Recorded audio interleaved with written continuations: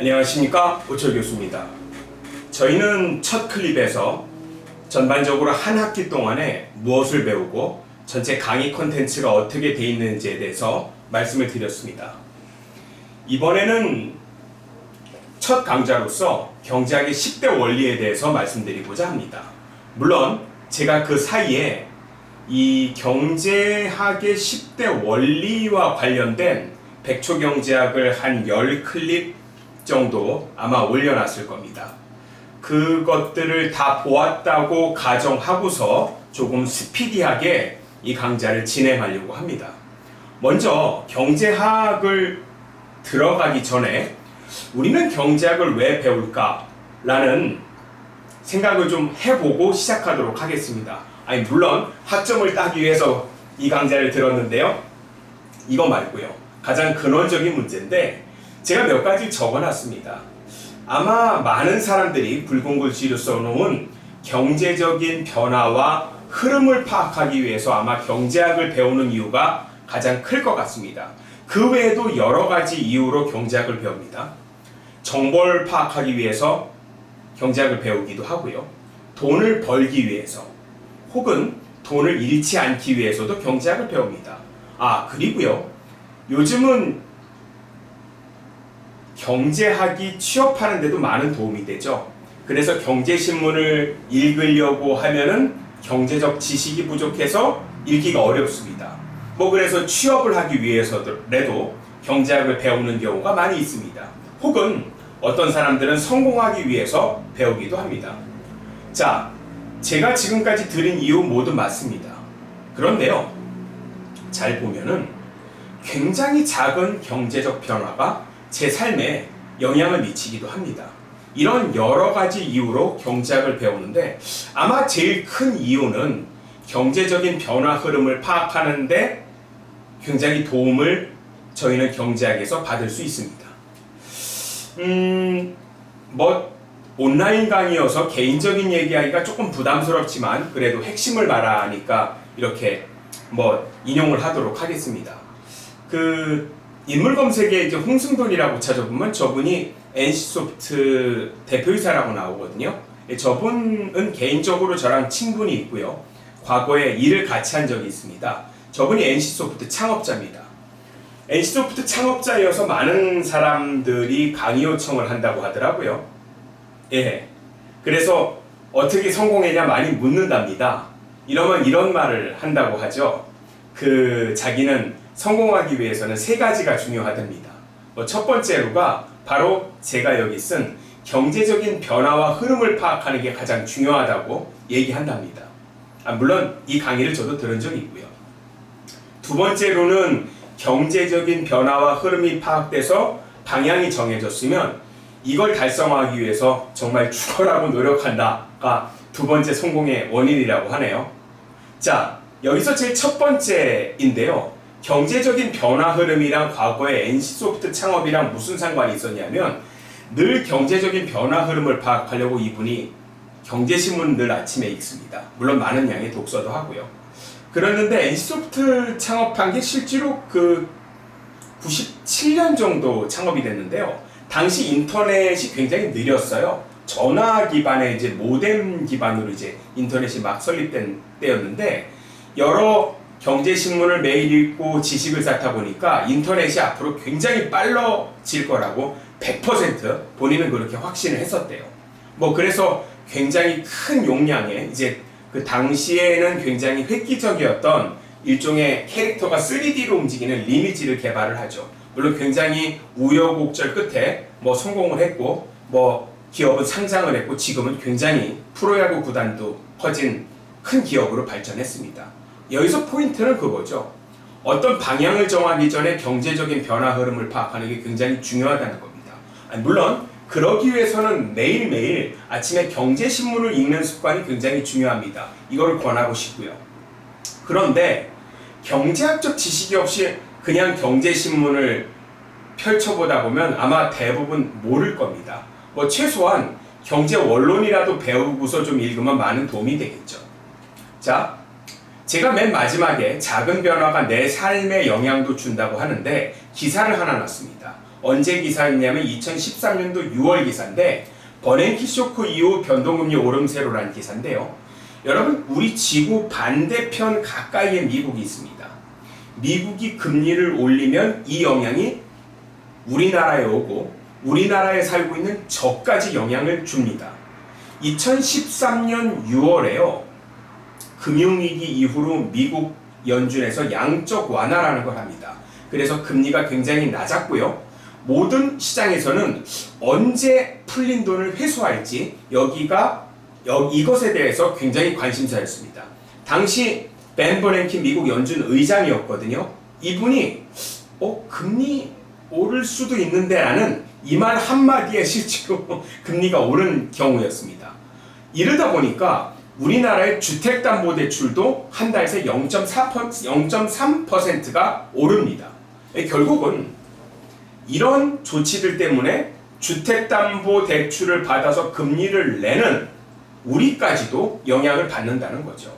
이 경제는 서로 복잡하게 연관되어 있습니다. 이래서 어느 나라의 경제 흐름이 어떻게 되고 이런 것들이 내 삶에도 영향을 미치기 때문에 경제적인 상황을 어떻게 되냐를 주시하는 것은 굉장히 중요합니다. 그러다 보니까 가계금리 줄인상, 대출금리 줄인상에 가계 주름살 이런 기사가 있었던 거고요.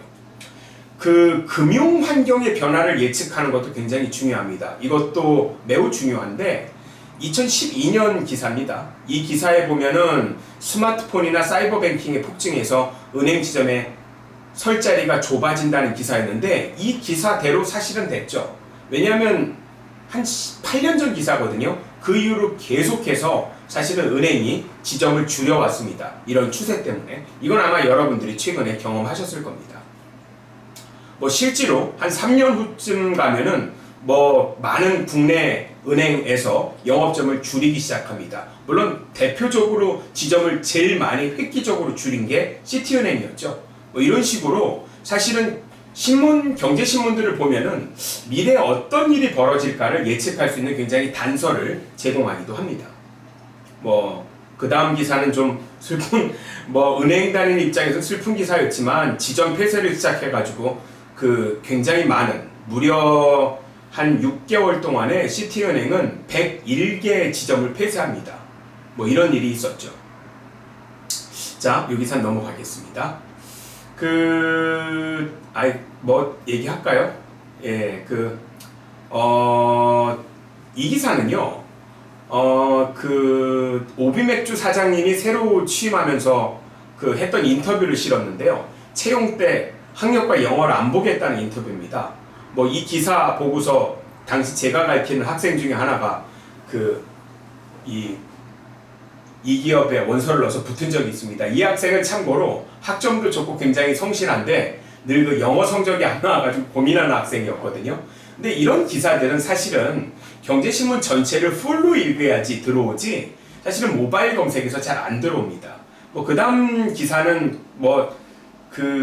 심각한 기사인데 사실은 제가 해석은 재미있게 하는 인용하는 기사 중에 하나인데 2015년도 기사예요.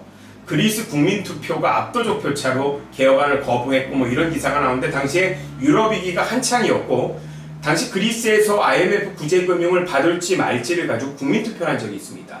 물론 전 세계적인 초미의 관심사였고 우리나라에서도 관심사였죠.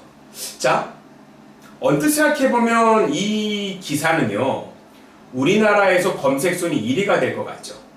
아마 그럴 것 같아요. 왜냐하면은 유럽 사태에 의해서 우리나라는 영향을 굉장히 받습니다. 참고로 거시경제학에서는 이런 말을 제가 하는데 우리나라 수출 비중은 전체 우리나라 GDP에서 50% 이상을 차지합니다. 그래서 유럽이나 미국의 정세 변화가 우리나라에 굉장히 영향을 미치죠. 자, 그러면 그리스 국민투표가 네이버 검색순위 1위였을까요? 그렇진 않았습니다. 크리스 에반스가 1등이네요. 크리스 에반스가 누구죠? 캡틴 아메리카죠. 2위가 엘리자베스 올슨이네요. 그리스 국민투표는 3위로 가 있습니다. 둘이 사귄대요. 크리스 에반스랑 엘리자베스 올슨이랑. 어쨌든 그 덕분에요. 이걸 왜 기사로 이렇게 기사로 실었냐면요. 여러분 모바일로 가끔 경제 기사 검색하고 이렇게 찾아보시죠. 사실 굉장히 알짜 기사들은 별로 없어요. 그 안에.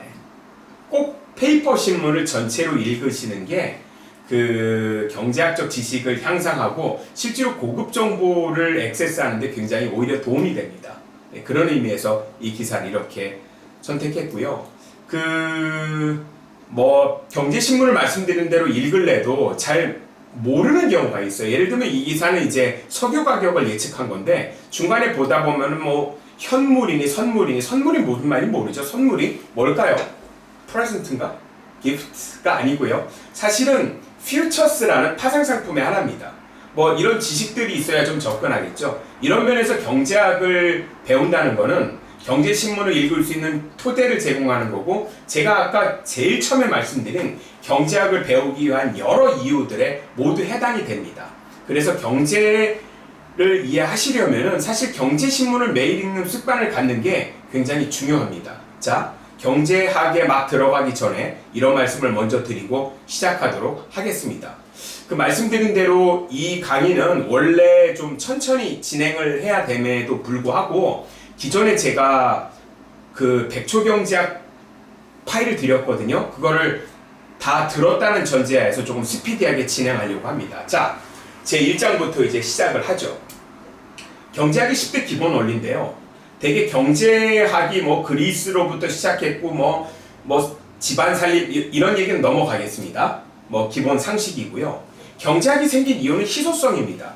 많은 자원들이 있으면은 사실 효율성에 대해서 고민할 필요가 없죠. 그래서 경제학은 효율성의 학문이라고 합니다. 왜냐하면 희소한 자원을 가장 최적으로 사용할 수 있도록 하는 게 바로 경제학의 목표입니다.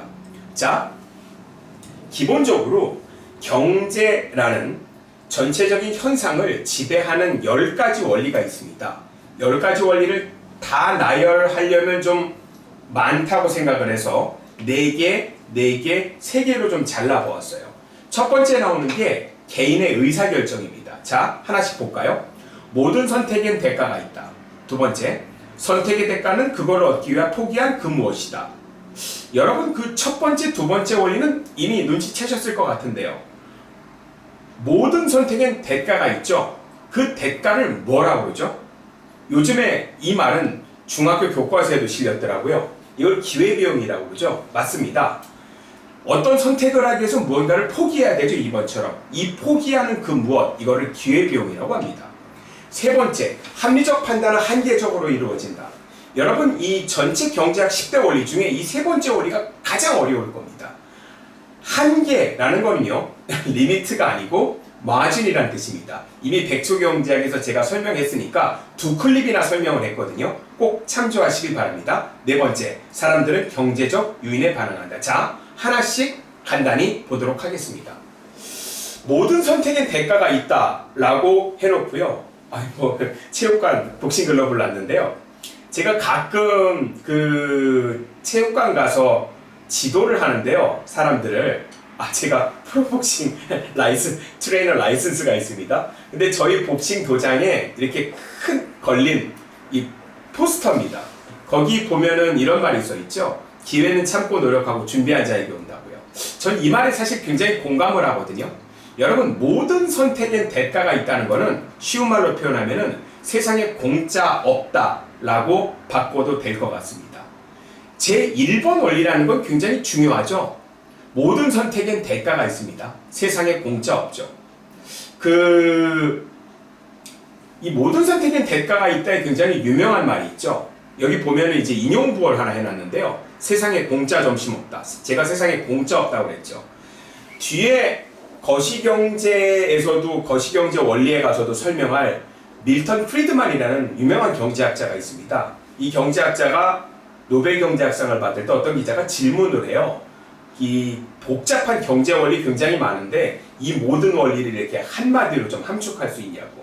여기에 대해서 밀턴 프리드만은 그런 말을 하죠. 세상에 한마디로 취약하자면 아마 세상에 공짜 같은 거 그런 거 없다 이렇게요. 물론 영어랍니다. There is no such thing as free lunch 라고 했습니다. 아마 이 말이 굉장히 좋았든지 밀턴 프리드만은 노벨 경제학상을 받은 이후에 이 제목으로 책을 내기도 합니다. 어쨌든 세상에 공짜 없습니다. 어떤 것을 얻기 위해서는 어떤 것을 포기해야만 되죠. 자, 제가 여기 효율성과 공평성이라고 해놨는데요. 여러분, 그 많은 사람들이 효율성과 공평성을 동시에 달성할 수 있다고 생각합니다. 근데 이 두 가지는 상충관계에 있어요. 상충관계에 있다는 말은 무슨 말이냐면 어느 하나를 얻기 위해서 어느 하나를 포기해야 하면 됩니다. 여러분, 굉장히 효율성을 추구하다 보면요, 공평성은 묽어질 수밖에 없습니다. 공평성을 추구하다 보면 효율성은 묽어지죠. 이 두 가지를 동시에 달성할 수는 없습니다, 사실은. 뭐 슬프지만 그렇습니다. 둘 다 가장 좋은 거잖아요. 효율성도 좋고 공평성도 좋고. 하지만 이 두 개는 굉장히 트레이드오프 관계에 있습니다. 다시 말하면 하나를 얻기 위해서 하나를 포기해야만 한다는 거죠. 사실은 이 가운데서 균형을 잡는 게 굉장히 중요하죠. 그리고 어렵습니다. 그래서 경제학이 어렵죠. 자, 두 번째는 말씀드렸듯이 어떤 선택을 할 때 선택의 대가는 그걸 얻기 위해서 포기한 그 무엇인데 바로 포기하는 그 무엇이 기회비용이라는 겁니다. 영어로 이걸 opportunity cost라고 그러죠. 예를 하나 들어놨는데요. 맨 마지막 수업 갈까 잠잘까? 9시에 제가 강의 개설을 하는 경우 학생들이 항상 고민하는 바겠죠. 9시 수업을 들을까 아니면 계속 잠을 잘까?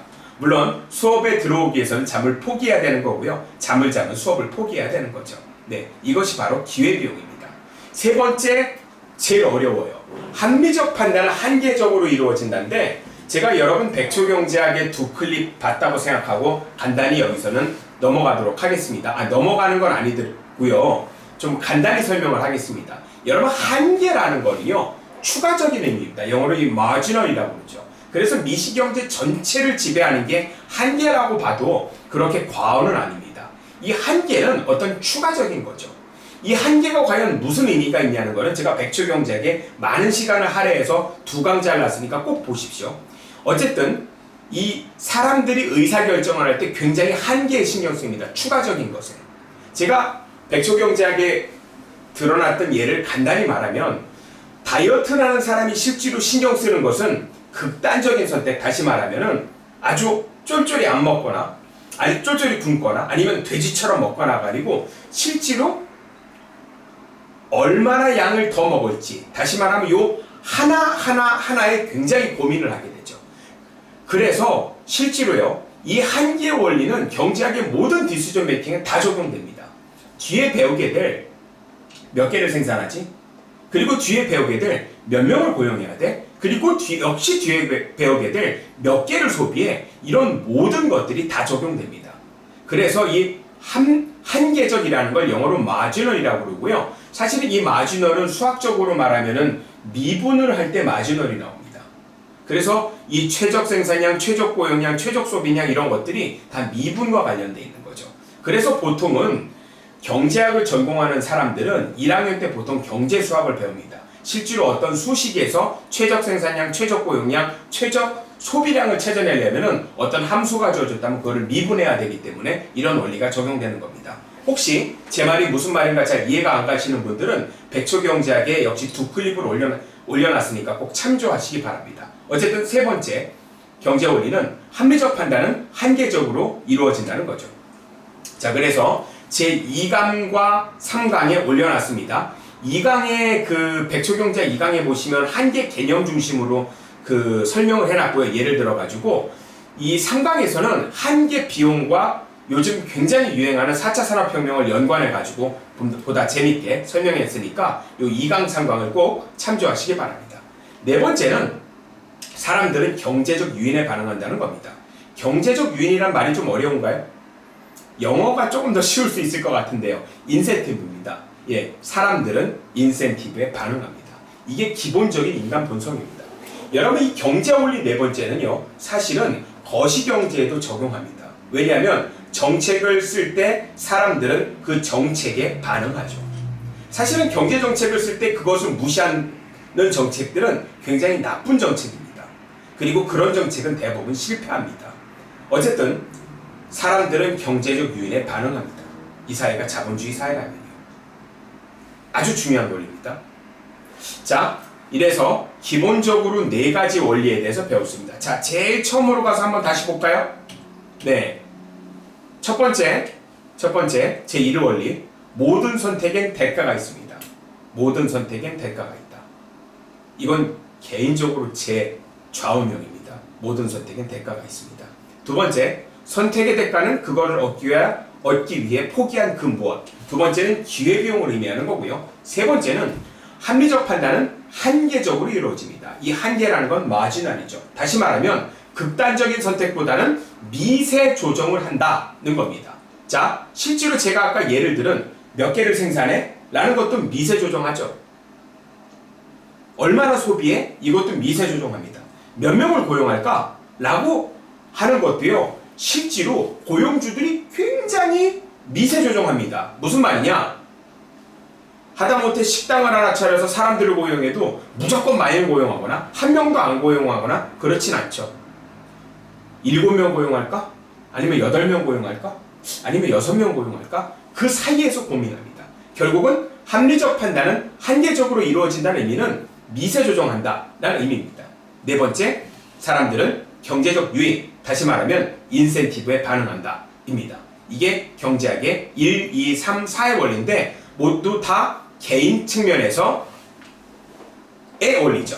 자, 이제 개인의 디시전 메이킹에서 조금 더 확대해서 사람들의 상호작용에 관한 원리를 좀 보도록 하겠습니다. 자, 5번, 6번, 7번입니다. 다섯 번째 원리는 자유거래는 모든 사람을 이롭게 한다는 거죠. 그리고 여섯 번째는 일반적으로 시장은 경제활동을 조직하기 좋은 수단이고요. 일곱 번째로 경우에 따라서 정부가 시장 성과를 개선할 수 있다입니다. 여러분, 다섯 번째 원리, 자유거래는 모든 사람을 이롭게 한다는데 여기서 한 단어가 굉장히 거슬리시죠? 모든이라는. 틀린 것 같은데요, 이 말? 근데 이 말 맞아요. 여러분, 이 다섯 번째 경제 원리를 백초경제학에서도 똑같은 예를 들었지만 한 번 더 들을게요. 제가 어떤 사람보다 다 우월해요. 근데 어떤 사람이랑 거래할 필요가 있을까요? 답은 yes예요. 왜? 서로 거래하면 everybody 해피할 수 있기 때문에 그렇습니다. 자유거래는 모든 사람을 이롭게 합니다. 여기에 관한 예는 백초경제학에 제가 올려놨으니까 꼭 보시기 바랍니다. 여러분, 이 다섯 번째의 원리를 뭐라고 하냐면요, 비교 우의 원리라고 그래요. 그 다음 장에서 배우는 이 전체를 지배하는 무역의 원리가 바로 이 비교 우의 원리입니다. 그래서 자유거래를 하면은 모든 사람이 이롭습니다. 이제는 저한테 경제학을 배웠으니까 여러분도 이제 이거를 확실히 아시기 바랍니다. 이 원리는 굉장히 좋은 원리입니다. 왜냐하면 교우관계에도 도움이 되죠. 사실은 인간관계에도 도움이 됩니다. 어떤 사람을 볼 때 이 사람이 저보다 다 열등해, 이래도 이 사람 잘 사귀어놔야 됩니다. 왜? 자유거래는 모든 사람을 이롭게 하니까요. 그래서 우월의식 가지지 마시고요, 저보다 모든 게 다 못하다고 해도 그 사람 존중하고 그 사람 사귈 필요가 있는 겁니다. 누굴 위해서요? 바로 저를 위해서요. 왜? 자유거래는 모든 사람을 이롭게 하니까요. 이 원리를 국가 레벨로 확장하면 아까 말씀드린 대로 자유무역은 모든 국가를 다 풍요롭게 합니다. 이런 원리로 직결이 됩니다. 이게 바로 다섯 번째, 자유거래는 모든 사람을 이롭게 한다는 원리였습니다. 자, 여섯 번째는 일반적으로 시장이 경제활동을 조직하기 좋은 수단이고요. 이건 아마 대부분이 동의하는데 의외로 이 말을 하면 동의했다가 개별 정책으로 가면 동의 안 하는 사람들이 굉장히 저는 주변에서 많이 봅니다. 여러분, 시장 경제는요, 18세기 이후에 인류가 고안한 가장 완벽한 경제 체제입니다. 사실은 우리는 이 시장 경제 체제에서 모든 가격 결정이 시장에 의해서 되고 그것들을 향유하고 굉장히 누립니다. 하지만 가끔 이거를 잊어먹어요. 누군가 어떤 제3자, 다시 말하면 굉장히 강력한 힘이 나타나서 시장을 지배하고 잘 배분하면 오히려 시장보다 더 잘하지 않을까? 이런 생각들을 많이 하고 그런 시도가 있을 때마다 우리는 그것을 지지하는 경향도 있습니다. 하지만 굉장히 잘못된 거죠. 시장 경제가 가장 우월한 겁니다. 여러분이 몸에 지니고 있는 모든 것들 다 가격이 어디서 결정된 거죠? 시장에서 결정된 겁니다. 사실 시장에서 결정 안 된 게 제 주변에는 일단 아무것도 없는데요. 그죠? 예, 어쨌든 시장 경제는 굉장히 좋은 제도고요. 국가별로요, UN 공식 국가가 한 200개 정도 됩니다. 200개 중에 북한을 제외하고는 거의 다가 아니고 거의 한 나라를 제외하고는 100%가 기본적으로 시장경제 원리입니다. 그래서 시장경제는 굉장히 좋은 원리고요. 그래서 여섯 번째, 일반적으로 시장이 경제활동을 조직하기 좋은 수단입니다. 여러분 왜 일반적으로라는 표현을 붙였냐면요. 이게 만능이냐? 100% 맞냐? 저는 이 말을 드리는 건 아닙니다. 기본적으로 굉장히 우월하고 좋은 제도라는 거죠. 물론 예외가 있을 수 있습니다. 그래서 일반적으로라는 표현을 붙였습니다. 시장경제의 기본은 물론 재산권이죠. 예, 그리고 사람들이 이 재산권과 그 다음에 인센티브에 의해서 활동을 하는 이런 장이 시장경제고요. 자, 여섯 번째 원리까지 했습니다. 물론 여기 뒤에 이제 아담 스미스 보이지 않는 손 이런 얘기는 안 하겠습니다. 이거는 중학교 다니는 제 조카도 알더라고요. 자, 시장경제가 완벽하냐? 그렇진 않습니다. 종종 실패도 합니다. 우리는 이것을 시장실패라고 하죠. 자, 시장실패의 정의는 시장이 자원을 효율적으로 배분하지 못하는 경우입니다. 자, 그러면 이 말은 다시 말하면은 자원을 가장 효율적으로 배분하는 체제가 뭘까요? 이게 시장경제입니다. 시장경제입니다. 그런데 가끔은 시장이 자원을 효율적으로 배분하지 못하는 경우가 생깁니다. 이것을 우리는 영어로 마켓 페일리어, 시장 실패라고 하죠. 여러분, 시장 실패 원인은 사실은 모든 교과서에 이 시장 실패 원인들을 딱 적시하고 있습니다. 보통 4개 정도가 있어요. 첫 번째가 외부 효과입니다. 이것은 무슨 말이냐면 한 사람의 경제 활동이 다른 사람의 효용에 후생에 영향을 주는 경우입니다. 대표적인 게 환경 오염이죠. 자, 다시 시장 경제로 가볼게요. 시장 경제에서 내 마음대로 내 자유에 의해서 내가 하고 싶은 대로 경제 활동을 하라는 게 기본 원리입니다. 하지만 다른 사람한테 피해를 준다면 그건 다른 얘기죠. 이것들은 사인 간의 피해가 있는 경우는 사실은 소송을 통해서 해결하기가 굉장히 어려운 점이 있습니다.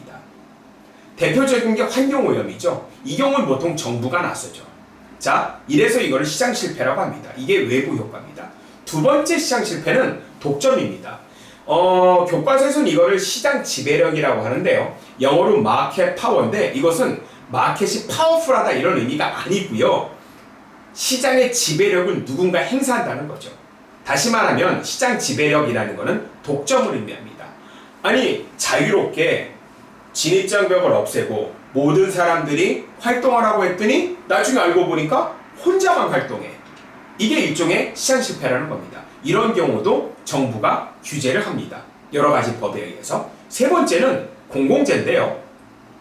아무리 특정 사형기업이 돈이 많아도 사실은 도로를 개설하거나 가로등을 개설하거나 하진 않죠. 이건 정부의 영역입니다. 그래서 공공재는 정부가 보통 공급을 합니다. 네 번째로는요. 이 모든 경제 원리들은 사실은 정부의 대칭성을 전제로 합니다. 근데 가끔은 정보가 비대칭되죠. 대표적인 정보 비대칭이 도덕적 해이, 역선택입니다. 이런 경우도 역시 시장 실패죠. 자, 이런 경우에 대개 정부가 개입을 합니다. 그런데 정부가 개입한다고 항상 효율적일까? 그건 아닙니다. 그래서 7번째 경제 원리 보시면 굉장히 조심해서 워딩을 하고 있죠. 단서를 2개나 달았어요. 경우에 따라. 그죠? 정부가 시장 성과를 뭐라고요? 개선할 수 있다고요. 자, 아까처럼 적시한 4가지 시장 실패가 있는 경우는 정부가 개입하는 게 효율성을 높일 수 있죠. 하지만 정부가 개입한다고 항상 시장 성과를 개선하는 건 아닙니다. 이러기 때문에 경우에 따라 개선할 수 있다. 이런 말들을 써놓은 겁니다. 이게 7번째 경제 원리였습니다. 자, 보통은 이 과목이 미시경제 분석이기 때문에 여기서 끝내야 되는데 경제 원리가 더 남았죠. 8번, 9번, 10번 이 3개는 사실은 거시의 영역입니다. 하지만 강의하겠습니다. 그냥 넘어가면 좀 그렇잖아요. 그죠? 자, 8번, 9번, 10번째 원리인데 8번부터 보겠습니다. 8번은 한 나라의 생활 수준은 그 나라의 생산 능력에 달려 있다라는 게 8번 원리인데요. 이게 좀 어렵나요? 자, 먼저 생활 수준이라는 게 영어로 뭐죠? 아니 물론 영업 시간은 아닙니다만 그냥 재미로 영어로 Standard of Living이죠. 여러분 한 나라의 Standard of Living 생활 수준을 나타내는 대표적인 지표가 1인당 GDP예요. 그죠? 맞아요. 1인당 GDP입니다. 오케이. 1인당 GDP가 뭐에 달려있다는 거예요? 생산 능력에 달려있대요. 여러분 생산 능력을 측정하는 대표적인 지표가 뭐죠? 생산성인데요. 자, 8번째 경제 원리는요. 아주 단순한 원리인데 가끔 우리는 이거를 간과합니다. 8번째 경제 원리는 이래요. 한 나라의 생활 수준은 생산성에 달려 있습니다. 여러분 1인당 GDP 자체가 사실은 생산성 지표예요. 왜냐하면 GDP라는 게 한 해 동안 그 나라에서 생산된 모든 재화와 서비스의 가치를 시장 가치, 다시 말하면 돈으로 나타낸 거고 1인당 GDP는 이거를 사람 수로 나눈 거죠. 다시 말하면 1인당 얼마 생산했냐 하는 지표고요. 당연히 이게 생산성이겠죠. 이게 높아진다는 얘기는 더 많이 생산한다는 거고 생산성이 높아진다는 얘기입니다. 자, 여러분 종종 우리는 생산성을 높이기 위해서 굉장히 노력을 합니다. 이유는 생산성이 높아져야지 생활 수준이 높다는 얘기입니다. 여러분 생활 수준은 1인당 GDP에 그대로 비례합니다. 우리나라 1인당 GDP가 얼마죠? 2020년에요. 3만 불 조금 넘는데요. 아마 2020년에 코로나 사태로 인해서 GDP가 조금 후퇴하게 되면 3만 불이 안 될 수도 있을 것 같습니다. 어쨌든 3만 불입니다.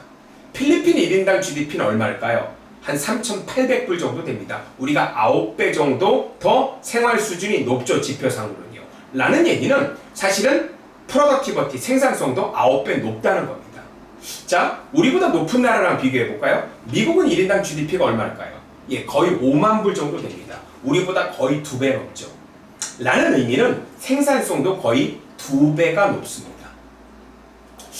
예전에 꽤 오래전 얘기인데 제가 그 고대에서 특강을 한 적이 있거든요. 그 테셋이라는 과목을 특강을 한 적이 있는데 제가 이 원리를 하니까 어떤 학생이 따로 와서 질문을 하더라고요.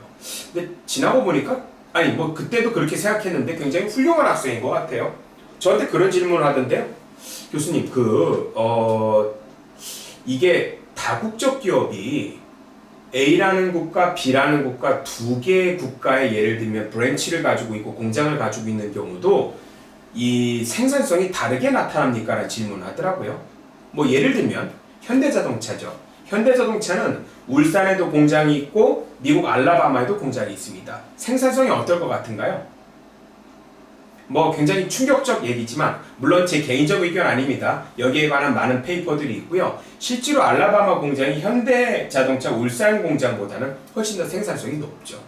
생산성이 높습니다. 어쨌든 말씀드린 대로 이 스탠다드 오브 리빙이랑 생산성이랑은 사실은 비례하고요. 자, 여기서 8번째 원리, 거시경제 첫 번째 원리를 이걸 쓴 이유는 뭐냐면 우리가 매년 생활 수준을 높이는 것은 굉장히 중요합니다. 왜냐하면 전 세대보다 잘 살아야 되는 거 아닌가요? 저도 자식을 낳아서 키우지만 저희 자식이 저보다 더 잘 살기를 원하죠. 그리고 저희 부모님은 부모님보다도 제가 더 잘 살기를 원했을 겁니다. 실제로 우리나라는 1945년 해방 이후로 꾸준히 경제 성장을 해봤고 계속해서 선대보다는 잘 살아왔죠. 뭐 이렇게 돼야 좋은 거고 사실은 생활 수준이 만약에 퇴조한다면 굉장히 슬프겠죠. 맞아요. 이런 의미에서 생활 수준은 계속해서 올라가는 게 좋은 겁니다. 그런데 생활 수준을 이렇게 올리려면 어떻게 해야 되죠? 맞아요. 생산성을 높이는 겁니다. 그래서 한 나라의 생산성을 높인다는 것은 굉장히 중요한 일입니다. 이게 경제학의 8번째 원리였습니다. 자, 9번째 원리는 어려울 수도 있고 쉬울 수도 있습니다. 통화량이 늘면 물가는 상승한다. 아주 지극히 상식적인 얘기인데요. 사실은 거시경제학에 가면 이 원리가 조금 더 복잡해져요. MVPQ라는 사실은 화폐수량 방정식이 나오거든요. 그래서 통화량이랑 물가랑 어떤 관계에 있고 이게 인플레이션의 원인이 무엇인지에 대해서 굉장히 심도 있는 분석을 합니다. 어쨌든 그 얘기는 거시경제학으로 공을 넘기기로 하고요. 9번째 원리는 통화량이 늘면 물가가 상승합니다. 이 얘기는 인플레이션의 가장 중요한 원인이 통화량 증가에 있다는 거죠. 최근 21세기 들어서 이 인플레이션 때문에 굉장히 고통을 겪는 나라가 있죠. 그래서 나라가 거의 붕괴된, 그죠? 정말 많이 인용되는 바로 베네수엘라입니다. 베네수엘라의 물가 상승률은 거의 살인적이죠. 뭐 2배, 3배, 100%, 200% 정도가 아니고 물가 상승이 3000%, 4000%, 5000% 이 정도입니다. 그러면 왜 이렇게 인플레이션이 많이 생겼을까요? 이 경제의 9번째 원리에 따르면 굉장히 간단합니다. 물가가 5000% 올라갔다는 얘기는 통화량을 5000% 증가시켰다는 얘기죠. 그게 바로 주 원인이라는 겁니다. 그래서 9번째 경제 원리는 장기적으로 인플레이션의 가장 중요한 원인이 통화량 증가라는 원리입니다. 말씀드렸지만 이것은 굉장히 복잡한 원리입니다. 거시경제에서 화폐 수량 방정식을 배우면 조금 더 명확하게 설명할 수 있을 겁니다. 자, 이제 맨 마지막 대망의 10번째 원리네요. 단기적으로 인플레이션과 실업은 상충관계가 있다는 조금 어려워 보이는 말인데요. 여러분 이 원리부터 생각해보죠. 인플레이션과 실업이래요. 인플레이션과 실업 이 두 단어는 굉장히 중요한 단어입니다. 왜냐하면 거시경제 정책에서 잡아야 될 두 마리 적들이에요. 나쁜 놈들이에요.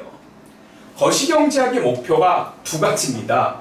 인플레이션을 잡는 거, 물가 상승을 잡는 거. 물론 베네수엘라에서는 이게 목표죠. 그리고 실업을 잡는 거. 실업 많으면 어떻게 돼요? 뭘 어떻게 돼요? 실업 많으면 폭동납니다. 그죠? 그래서 실업도 잡는 게 거시경제학의 목표입니다. 이 두 가지를 잡는 게 목표인데 10번째 원리는 단기적으로 봤을 때 이 두 개를 한꺼번에 잡는다는 것이 어렵다는 원리입니다. 여러분 이 상충관계라는 게 영어로 표현하면 trade-off라는 얘기예요. 하나를 잡기 위해서는 하나를 포기해야 되는 이런 거죠. 사실 이 10번째도 굉장히 어려운 원리입니다. 여러분 이 10번째 단기적으로 인플레이션과 실업의 상승관계가 있다는 것을 이 증명한 사람의 이름을 따서 필립스 커버라고 합니다. 이 필립스 커버는 사실 단기도 있고 장기도 있고 굉장히 복잡한 여러 가지 비하인드 스토리가 있는데 여기에 대해서도 역시 거시경제학을 좀 심화로 할 때 배우게 됩니다. 자, 그래서 다시 말하면 10번째 원리, 단기적으로 인플레이션과 실업 사이는 상충관계가 있다는 거죠. 자, 그래서 맨 마지막에 경제 10대 원리를 정리해봤습니다. 기본적으로 4개, 3개, 3개 이렇게 쪼갰죠? 사람들이 어떻게 결정을 내리느냐? 디시전 메이킹과 관련한 첫 번째, 모든 선택엔 대가가 있다. 제 좌우명이라고 했죠? 두 번째, 선택의 대가는 그거를 얻기 위해 포기한 그 무엇이다. 세 번째, 합리적 판단은 한계적으로 이루어진다. 한계라는 건 영어로 marginal이란 얘기입니다. 네 번째, 사람들은 정치적 유인에, 경제적 유인에 반응한다는 거죠. 경제적 유인은 인센티브란 말입니다. 자, 그리고 사람들의 상호작용이 3가지가 있죠. 자유거래는 모든 사람을 이롭게 합니다. 포인트는 모든 사람입니다. 6번째, 시장이 경제활동을 조직하기 좋은 수단이고 7번째, 경우에 따라서는 정부가 시장 성과를 개선하는 경우가 있습니다. 어느 경우에? 시장 실패인 경우에. 시장 실패인 경우에 정부가 개입한다고 반드시 좋아지냐? 그런 보장은 없습니다. 물론. 자, 8번째, 9번째, 10번째 원리는 거시경제 원리입니다. 생활 수준은 productivity, 생산 능력에 달려 있습니다. 생산성에. 따라서 생산성을 높이려는 노력은 생활 수준이 높아지려는 노력과 같은 것이다 라는 거고요. 이런 면에서 생산성을 높인다는 것은 굉장히 거시경제학으로 중요한 과제다는 게 8번째 원리고, 9번째는 인플레이션의 원인의 주된 원인은 바로 통화량 증가다는 게 9번째 원리고요. 10번째, 거시경제학의 두 마리 나쁜 놈들, 인플레이션과 실업, 이 두 가지 사이에는 상충관계가 있다. 언제? 단기적으로 라는 게 바로 10번째 원리였습니다. 자, 뭐 이렇게 해서 경제 10대 원리에 대해서 공부했고요. 디테일한 경제 10대 원리의 내용들은 하나하나 클립씩 100초 경제학에 올려놨습니다. 그래서 제가 과거에 올려놨던 목록들 참고하길 바랍니다. 자, 이번 강의는 여기로 마치도록 하겠습니다. 감사합니다.